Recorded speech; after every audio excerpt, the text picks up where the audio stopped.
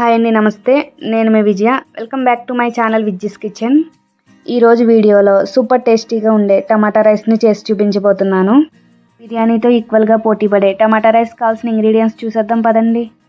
ముందుగా 1 glass rice తీసుకొని రైస్ని బౌల్లో వేసుకుని శుభ్రంగా వాష్ చేసుకోవాలండి. ఇప్పుడు ఇందులో 1 గ్లాస్ రైస్కి 2 గ్లాసెస్ ఆఫ్ వాటర్ వేసుకుని 10 to 20 మినిట్స్ సోక్ చేసుకోవాలండి.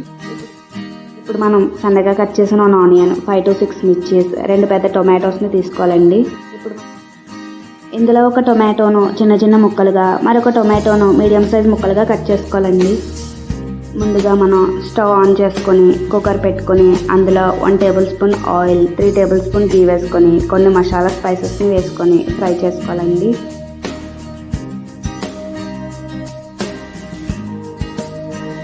ఇప్పుడు మనం ఇందులో ముందుగా కట్ చేసి పెట్టుకున్న ఆనియన్స్ని వేసుకొని బాగా కలుపుకోవాలండి.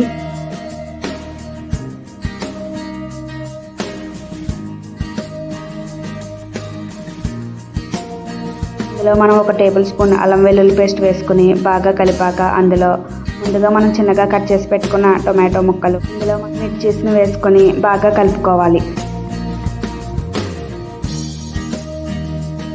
టొమాటోస్ ఇలా గుజ్జుగా అయ్యేంత వరకు ఫ్రై చేసుకోవాలండి. ఇప్పుడు మనం ఇందులో 1 table spoon red chilli powder, కొంచెం పసుపు, 1 టేబుల్ స్పూన్ ధనియాల పొడి,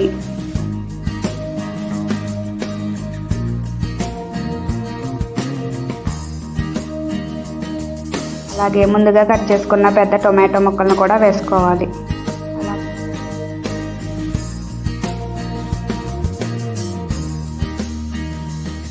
ఇప్పుడు మనం ముందుగా సోక్ చేసి పెట్టుకున్న రైస్ని వాటర్తో సహా వేసేయాలి.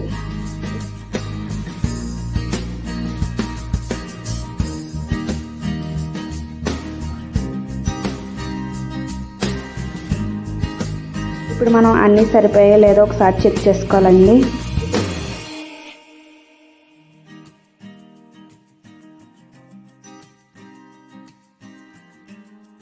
ఫైనల్గా సన్నగా కట్ చేసిన కొత్తిమీర, కొద్దిగా నిమ్మరసం వేసుకొని కుక్కర్ మూత పెట్టుకోవాలి.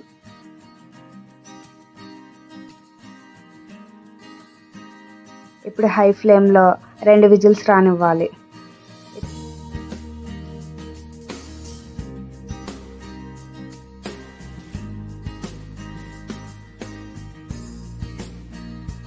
అంతే అండి, simple tasty tomato rice ready. గంపెడని గిన్నెలు లేకుండా కేవలం ఒక కుక్కర్తోనే మన రెసిపీ రెడీ అయిపోయింది.